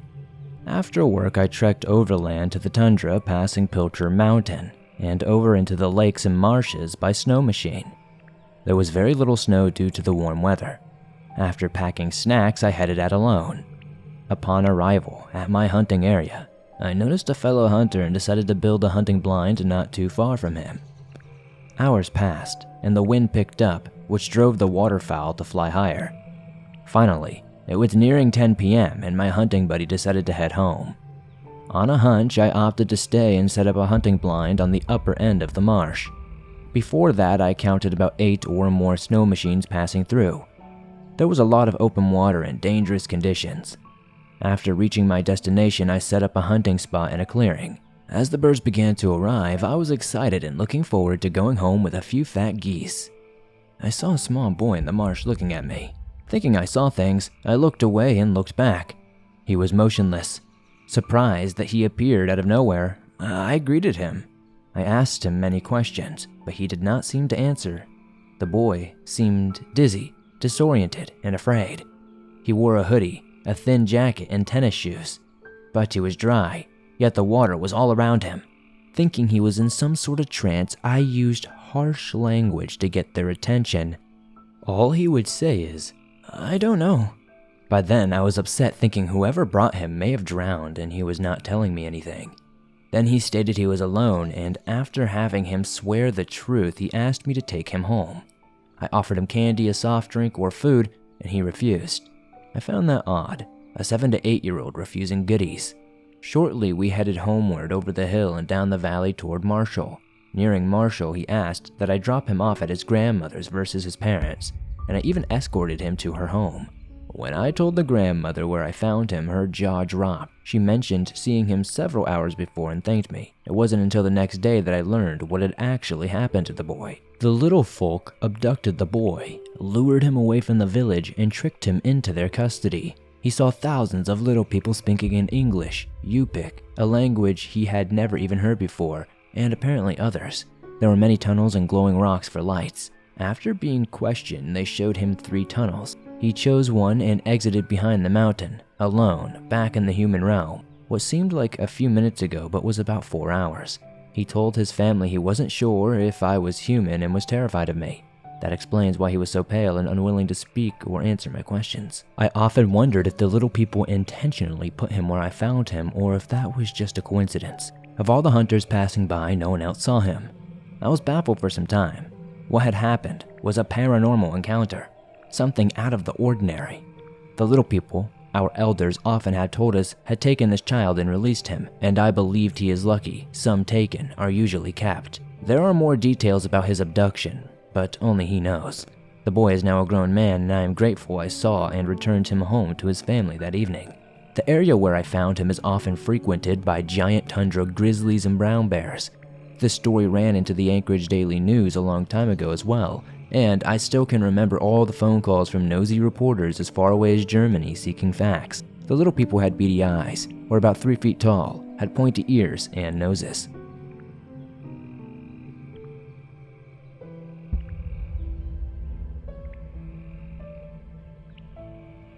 Urban Legends Can Turn Out to Be Real by Lucky Cat. So, buckle up, because I will take you along on my fall road trip. A lot of supernatural stuff went down, but I'll tell you the highlight reel. This recently happened in late fall of 2021, so it's not like I distorted the memory over time. I haven't told many, if any, friends or people about this trip, much less the freaky shenanigans that went on outside my van at night. So for some context, I was living in my van at the time. Many factors contributed to this, and even though I had believed myself to be adequately prepared, I truly wasn't. The areas I had traveled this past fall formed a vague diagonal. It went from New York State to South Dakota, then down to Texas. The furthest south I went to was Austin to visit some friends. Then I went back up to South Dakota to complete some homework. Then I went back south again to the Quartzsite, Arizona area. Then I booked it for 8 days from the southwest tip of Arizona to the middle of Vermont to stay with my brother, which I landed there around the 8th of December. The first story I'll tell you is when I was in Ohio, traveling west. I'd gotten a little lost, thanks Google Maps. All I will say about it is that there was definitely something in the corn, and it probably wasn't a bear. It stared at me as I tried to get some rest at a gas station. It never moved. Why couldn't it have been something like a fuel drum or some sort of anchored mailbox? Well, because it was literally within a stone's throw of my car on the other side of the road, from a gas station parking lot. It made more sense to be a creepy creature than a male repticle or some sort of fuel barrel. It didn't seemingly threaten me, but I could feel it there, staring at me, and I saw it there hulking in the corn, like it was waiting. It was one of the creepiest things I've ever experienced, so I immediately left that area and camped somewhere else that night. Another time, I pulled off the side of the road to rest, again near corn, somewhere near South Dakota, before I headed down south to Texas. I had a hyper-realistic nightmare. A creature that almost resembled the walking cactuses from the Rango movie came bustling out of the cornfield to loom over me and glare. When I snapped up with a start, I could smell something in my van that almost smelled like, well, have you ever smelled uncut grass? That plant smell, like that dirt smell almost. It was weird and I noped right out. Texas was just dystopian vibes all around. Nothing felt right, I'll leave it at that. On my way north to South Dakota to complete some paperwork, which must have been mid-November, a deer leaped out at me over the waist-high highway divider. My 3 cats and I were okay, surprisingly so was my van. Once a kind stranger replaced my radiator, I duct-taped what was left of my bumper with T-Rex tape. I mention this because it's part of the reason I was taking it slow and resting in random spots. I ended up on a long detour road going east before doubling back west and finally north because of construction work on the interstate. That added a few pretty miles to my journey, to say the least. I ended up stopping at a rest stop with bathrooms, vending machines, and a little grill and picnic table in Iowa. There were a few big rigs with trailers that looked strange to me, but hey, I didn't care and wanted to take a nap. Well, I tried anyway, because what happened next definitely makes me wonder what was hunting the monsters. I was tossing and turning and trying to get some sleep as one does. Reasonably, suddenly, a series of sounds that could only be described as moans, groans, shrieks, and huffing of a dying animal. There was a gross smell. That was what I noticed at first.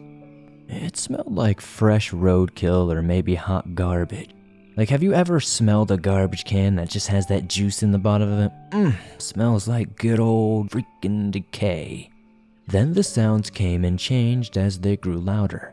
At first, it sounded like the animal was angry and scared, with long and loud guttural shrieks, longer and louder than even trained opera singers.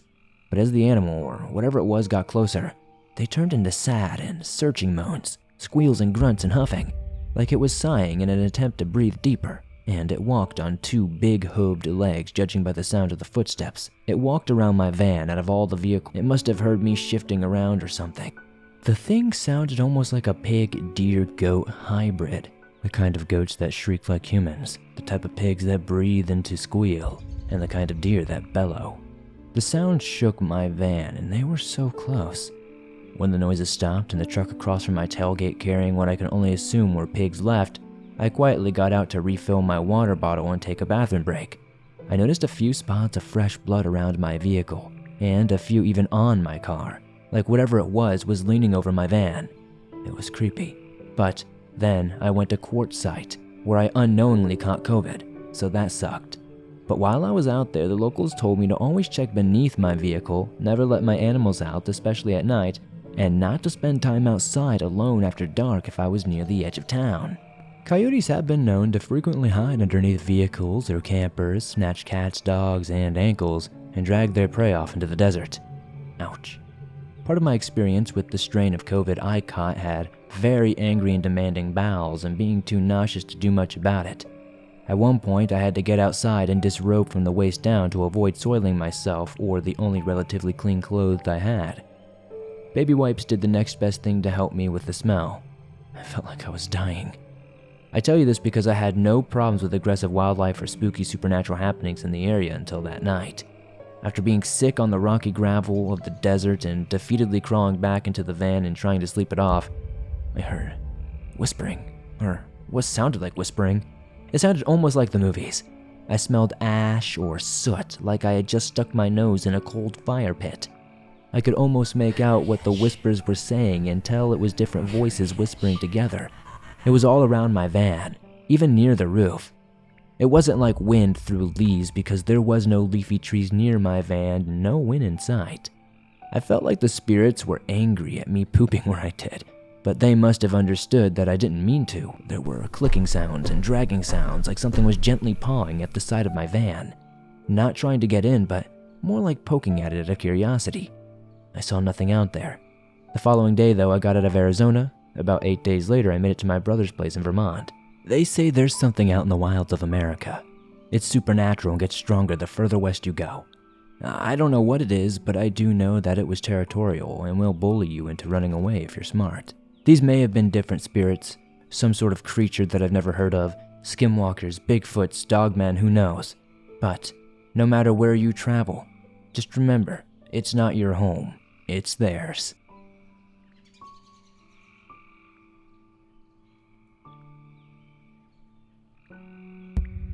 Lurking in the Everglades by author JoJo. I was always surprised by where my line of work led me. The plans I once had for my life all melted away, carried off in a completely different direction. I thought I would be a lawyer, and I used to think my dad was so cool. Of course, as a child, you're naive and always think the best of people. Getting older, I would see the kind of people my dad would try to get out of trouble with.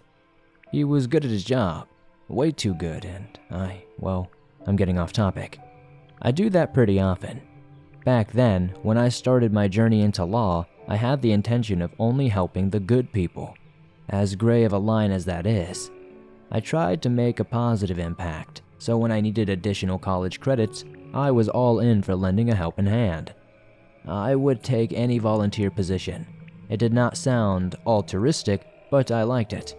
There were a lot of middle parts, though. You know how it is. These small choices you make, one step after another. At the time, they may seem insignificant, but when you look back and see the journey for what it sure is wild how far off the path life can take you. A few volunteering sessions for animal shelters led to wildlife rescue, and eventually I found myself here. I was trudging through the Everglades with a small team of trustworthy friends. Strolling, I could see the wakes of water wrapping around my feet. I used to hate having wet socks, but it's something you learn to live with. Despite the rubber boots that ran up to my thighs, somehow water was going to find its way in. It always does. I watched the 3 men before me as we waded through the swamps. All the things that used to bother me now bring me peace. The humming heat around us, the stench rising from the still and murky water, even the feeling of being isolated from the rest of the world. It became a home of sorts. I started a business handling nuisance alligators after helping a situation where someone's pet had lost its leg to an alligator that wandered too far into a residential area. The little dog was lucky to have only lost a leg. The alligator could have swallowed the whole thing, I'm sure. It's of course not strictly a business that I can do full time, but it helps me put some money aside. Now and then we'll get a call to handle some gators that step too close for comfort. Or we'll be called in an assistance of an injured alligator. This time, though, it was different. I received a call from a group of researchers. They told me they were studying a cluster of alligators in the Everglades. The animals in the area were acting incredibly strange, and they wanted to see if there were any unusual substances in their bodies. With alligators high on the food chain, it made sense that if anything digestible was causing the animals to act weird, that it would be found inside of the alligator. So we went out and set a few of our traps down in areas with signs of dwelling. After waiting a day or two, we started walking to check what we might have caught. They wanted us to try and get 2, but they would still pay the same rate if we only got 1. A rate that I should mention was more than I would typically make all year for gator trapping. We should be coming up on one of them soon, so keep an eye out. Andrew spoke from the front of the pack, just loud enough for us to hear him. He always had a good knack for this, and he'd been a hunter for longer than I remember. We were used to going to his house and shooting BB pellets in the trees with him, so recruiting him for my little side business was a no-brainer. If gators were caught, others would likely come by and check out the situation. The last thing you want to do is come across a curious gator. With each step, it seemed like navigating the swamps was getting harder and harder. I didn't recall the terrain under the water being so varied the last time we were out there. Yet it seemed like every step I took had a different elevation. Sometimes I would feel like something sharp was prodding the bottom of my boot.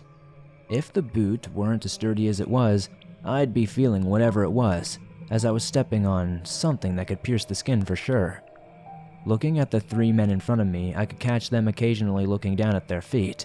They must have been thinking the same thing that I was. However, we all must have assumed that we remembered the last trip going much smoother. I stopped for a moment.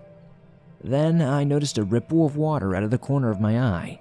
Instead, it was a small wake rushed by us, too small and consistent to be an alligator, or at least an adult one, but worth noting. I eyed the ripple for a moment but never saw anything surface, and it just continued until vanishing out of sight. Standing in place, I waited for it to return, but a distant shout broke my concentration. I must have zoned out or something, as the group had already put a sizable distance between us. I have a terrible habit of getting distracted and losing track of time, so you certainly don't want a lawyer doing that, and I know that much. Turning to the shout, I saw Connor bending over with his hands submerged in the murky water below us. Connor and Zachary Jones, brothers that made up the rest of my little squad. I met them at the animal rescue projects that I worked for. They were participating in some traveling shows that handled wild and exotic animals, something of a circus, I believe. Once they became more involved with the performance, they learned how mistreated the animals were. While they were working the animal rescue with me, they were also campaigning against the circus act, eventually getting enough momentum, thanks to social media, to shut the whole thing down. Deep care for animals, the drive to see their lives improved, and the knowledge of how to handle the dangerous ones. It was a no-brainer. Plus, they were quiet, and Andrew and me were also quiet. I only wanted to work with a small group of hard workers I could rely on. We didn't need to be best friends, we just needed to get the job done. That's crazy. I could hear Connor mutter once I had gotten close enough to hear. His brother inquired for further information. "Hang on, it's stuck." I could see him struggling to free what I assumed was one of our traps. After a necessary tweak of the arm, he finally pulled the thing free and lifted it from the water with no gator inside. The item was incapable of housing any gator that might wander into it. The metal cage had been completely mangled. We all stared at the cage. Only the chirping bugs filled the air as we all examined the cell. And we were probably all thinking the same thing. "Have you ever seen anything like that?" Andrew said out loud to no one in particular. It wasn't just destroyed. And the fact that it was utterly submerged was problematic too, how could this happen? It would have had to have been pulled down as the cells are designed to give enough room for the alligators to surface and breathe.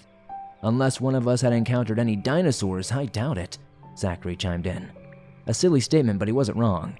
Half of the cage looked pristine and the other half, well, it looked like it was twisted and mangled, like something had just straight up taken it and ripped it in half. It didn't look as if something had chomped down on it, but it definitely looked like a massive creature came, took a bite, and threw it, It was a clean movement. One bite, if it was a bite that did it. "That's insane. And these traps are all pretty new. There's no way." I trailed off, watching the guys prodding away at the cage. It was like we thought the answer would come just by looking at it long enough. "The other trap shouldn't be too far off," I continued. This lifted Andrew's head and he started walking through the swamp again. We had attached small lines of high visibility tape to the cages so that they would be easier to locate in the dark water. However, you still need to be pretty close to find them. Andrew ran his hand over the surface of the water, and as he did, I scanned the area where he stood. I took in the sights, trying to remember where we might have set some traps. They can, of course, shift in the water, but not by much. I saw a few small black trees sticking up from the depths. They looked like they were long dead. Jet black bark wrapped around thin, jagged, broken limbs.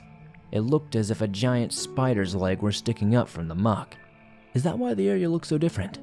I didn't remember those trees being there when we set the traps. How can dead trees spring up in a few hours, though? "Miles," I heard Andrew speak.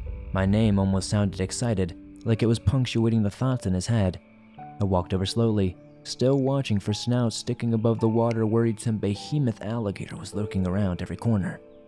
The soft sloshing of the brothers followed behind me. Andrew's arm was submerged, but unlike Connor, he didn't seem to be trying to pull the cage up. His arm was motionless. Reaching in, I looked down and saw the barely visible orange tape. There was a cage where we stood. "There's a gator in there." My eyes dropped.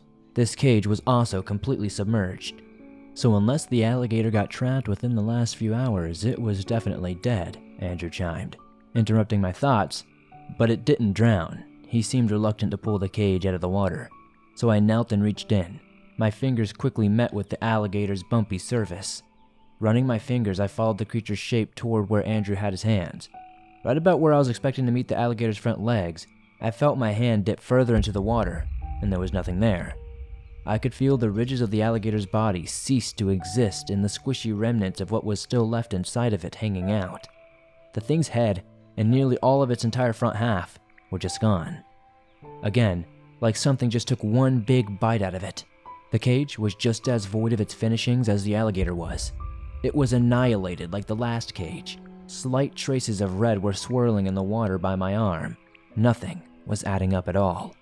The elevation of the cages had changed. When we set them up, they had more than enough room to let the alligators breathe. Water levels can vary, but there wasn't any rainfall, and it hadn't been that long. The cages, and now an animal inside one, were ripped in half, and the area felt alien. I was beginning to wonder if we were even in the right spot. Had we wandered into an older set of traps that were abandoned? "Holy crap," Zachary shouted. We all turned to look at him. He was now at the back of the pack. "What's your deal?" Connor snapped back, Zachary's shout still bouncing off the trees around us. "Where'd they go?" Zachary continued. Something like panic was rising in his words, making them worry. I looked around the area trying to see what he was talking about. He didn't seem like he wanted to share, perhaps struggling to find the words. Maybe it took me a moment because they weren't there when we set the traps. Where did what go? I'm sure Andrew was frustrated by the sudden intrusion and lack of clear communication, something a hunter wouldn't be too fond of. "The trees," I answered for Zachary. but he turned back to look at me as if to confirm that was the object of his ire. There was an unmistakable fear in his eyes, a conclusion he drew that we hadn't quite caught up to yet. "No, I'm out, I'm sorry." Before we could protest, Zach turned away and started walking back. Though he seemed confused in the panic, he wasn't walking back the way he came. Instead, whether it was on purpose or not, he was walking toward where the trees were. "Come on, man, relax," Connor spoke, starting to follow him hurriedly to catch up with him. However, Zach kept walking until one of his steps made his body sink, and that made him stop. The water around the rest of us was almost to our waist, but when Zach dropped, the water rested just below his shoulders. As I had known them, the Everglades and the swamp's elevations hardly changed so drastically. Certainly, not in just one step. It was like a sheer drop. We were frozen, admittedly watching Zach like he was a lab rat. He too stood there frozen. Curiosity must have taken a hold of him as I saw his body shifting. I couldn't tell exactly what he was doing, though his arms and legs were... Was he investigating what was happening? "It's squishy," he said, looking up at all of us. I saw his shoulder pivot, and I could tell he was placing his hand in front of him. There was a long silence. He was in disbelief. "It's breathing." Then, as the words came out of his mouth, we saw his body drop again before we could process those words that he had just spoke, before he even had an opportunity to take another breath. This time his head plunged into the water. Spouts of water rose as his fingers filed against the surface, and then he was gone. Connor yelled his brother's name and moved toward the drop-off as fast as he could. Despite our best efforts, we couldn't talk sense into them, and there was no way I'd reach him in time. Connor reached out his arm and Zach managed to get one of his arms above the surface again, his fingers moving erratically, grasping for anything. Finally, reaching further down, Connor grabbed his brother's arm. As their skin met, I saw one of those trees, though at that moment I knew they were no trees. The thin, dark structure shut up and pierced through Connor's arm. It seemed like it came out of Zach's hand, like his brother was puppeted as a lure. He tried to pull his arm away. A choppy scream barely manifested, but the dark spindle through his arm quickly curled, hooking the limb so it wouldn't get loose. He was standing still at that moment, watching the horror displayed in front of me, seeing the red from Connor's arm coating the black, whatever it was. I was now in some sort of sense of adrenaline, the spiking fight-or-flight response, but my senses were overloaded, like I was overclocked and I could feel it. I just couldn't move, though. None of us had before because we were moving or racking our brains around what we saw. But I felt it, my body ever so slightly rising and falling, the water drifting up and down against my rubber boots, but maybe an inch or two. "It's breathing." My thoughts manifested audibly. I turned back to Andrew and almost blacking out the atrocity a few feet away. "We're on top of it," I growled. Everything was becoming so dense around me. I felt like the air I was trying to pull into my lungs were made of lead. I couldn't remember how long we had been at that elevation or how long we were walking without dropping into the water further. Andrew was already taking action. I imagine his panic response had to be made of sterner stuff. That stark realization pushed Connor out of my mind entirely, just for a moment. Turning around, I could see him still tugging away, trying to become free from the black spire that had hooked him. The limb, I think, seemed to wriggle with Connor, like it was fighting back to make sure it wouldn't lose him.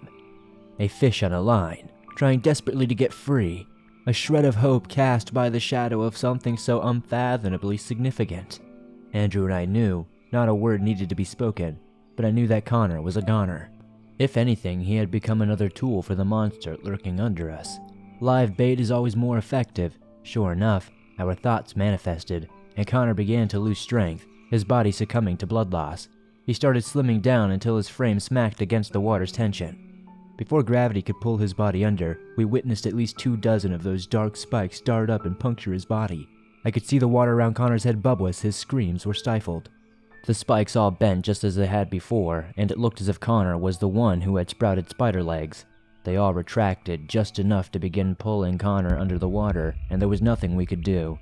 Maybe if I had acted faster, or I don't know. I didn't stop to see him join his brother either way. I didn't realize how significant the thing I was standing on top of was, but I needed to move. If we just went back the way we came, it didn't attack us on our way in. Maybe pulling that broken cage loose is what had woken it. Maybe those uneven bars were stuck in its skin, and it perceived the pain of them being pulled out as a threat. There wasn't much time to ponder the mechanics of the thing or even to wonder what the thing was. Andrew was close behind me. I think the thing we were standing on was starting to move. It was like walking on a giant turnstile. I had to keep readjusting my path, keeping an eye on the distant and more reliable trees. I could see out of the corner of my eye the spider legs lifting from the water and, I think, searching for us. Or was that how it moved? It's hard to run in water like that. With the gear we had on, it was like the water was a thick sludge killing any momentum we could get. My legs started to burn quickly, but I had the innate fear that the thing we were on was turning around. After seeing what happened to the cages and even the alligator, I had no intention of letting that thing get to face us. We could just have stayed on top of it, away from the spires, but then what? It would have been hell trying to get any rescue, especially considering how little we knew about the creature. I saw that small ripple again just ahead of me. I didn't know much, but I was hoping my hunch was correct that it was a tail. With how slow that thing turned around, we could have outran it if we just got off of it. Indeed, it couldn't navigate the areas with denser tree coverage. Where we set the traps was a fairly wide open area. Eventually, I felt my legs dipping further into the water. We were reaching the end of it. I could feel my feet sinking into the swamp floor as I fell far enough in. The soft sense of soil felt like a beacon of light. My God, we made it. Just then I heard Andrew yelling behind me. My heart sank. It got him, I thought. Turning around though, he was wrestling with his leg. A trap! My leg, it's trapped! With a racing heart, I rushed back to him. I could feel the water moving like when you ran in a circle with your buddies in the pool. Just the thing running around was making the water swirl. We didn't have much time. Reaching down, I could feel this trap had also been mangled, though it was more squished than chewed. The frame was bent and sticking straight up, allowing Andrew's leg to glide through when he stepped down. I pulled at his leg as he screamed from the pain. Unfortunately, the bars had broken in a way that they had speared through his leg and gave us no wiggle room. I tried pulling the bars, but they wouldn't budge and I could hardly get a good grip. Behind Andrew, I could see the spider legs getting closer and closer to us. The thing's face, presuming it had one, was going to be on us soon. Go, Andrew whispered. What? Shut up, just help me. I snapped back, but Andrew had stopped struggling already.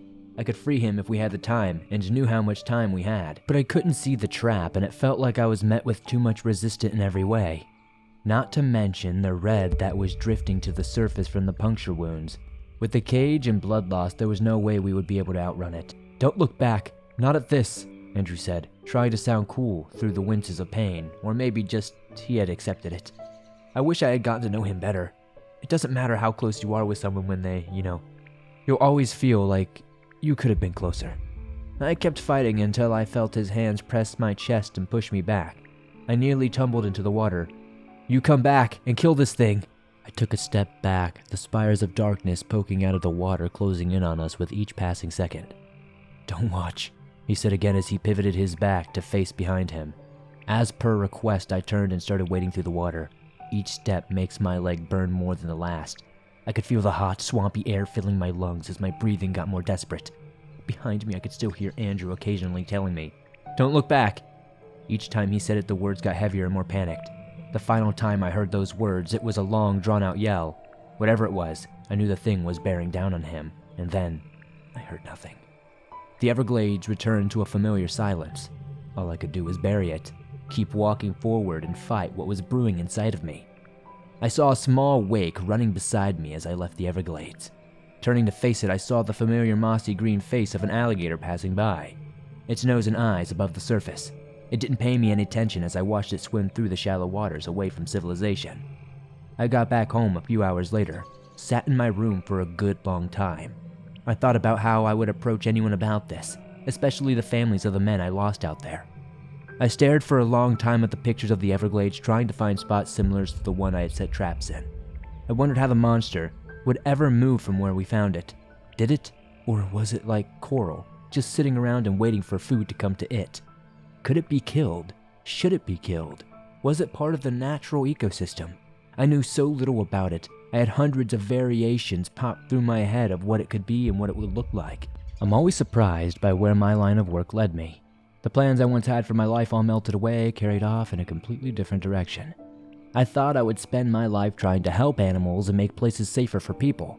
Now I'm shopping for guns, I'm writing details on a whiteboard like a maniac, and I'm assembling another close group of people, the kind of people my dad would have tried to keep off the stand. All to handle a new type of pest. It's petty. It might come across with natural order, but I don't care. I can't sleep without hearing Connor crying for his brother. I can't bathe without feeling like I'm sinking in the water without thinking of Zachary and Andrew. His words echo in my head all the time, every single day. Don't look back. And I won't. I'm moving forward, and just as instructed, I'm going to kill that thing.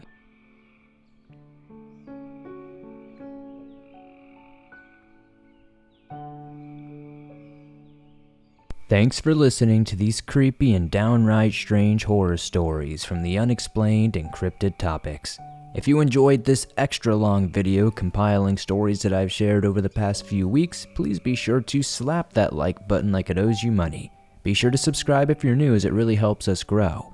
If you want to download your favorite Swamp Dweller scary stories and bring them with you no matter where you go, you can download them absolutely free from Apple Podcasts, Google Podcasts, Spotify, and pretty much anywhere else you find podcasts online. Be sure to comment down below the code word to let me know you made it to the end, which is Leaping Ted. It's really appreciated, and I love seeing how many of you actually make it to the end, and I'll see you all soon with another creepy episode.